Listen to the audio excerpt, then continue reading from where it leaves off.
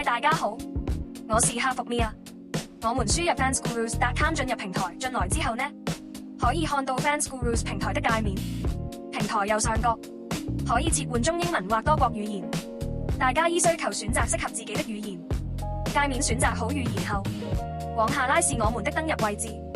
已經註冊的夥伴，直接輸入帳號密碼登入即可。還沒註冊的家人們，點擊下方的報名註冊，填寫你的資訊以及進行人機驗證，或直接使用 Google 信箱登入。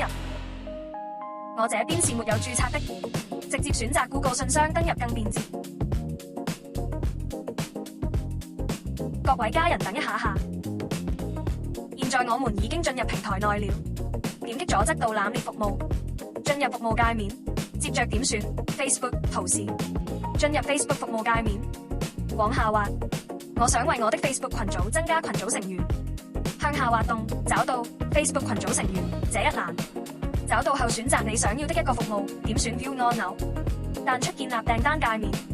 我們點擊建立訂單，現在彈到新訂單這一欄，進入下單一界面。在下單一界面裏，第一步在連結處填寫你的 Facebook 群組連結。第二步，填寫你需要增加的群組成員數量。數量這裏要注意看最大值和最小值。填寫後系統會自動計算價格。確認無誤後，點選提交訂單按鈕，系統就會自動開始執行咯。我們船可以去歷史任務中查看定潛狀態，已完成或者是未完成，或者是進行中。如果船有不懂的地方，可以在視頻簡介裏找到 TG 客服的聯繫方式。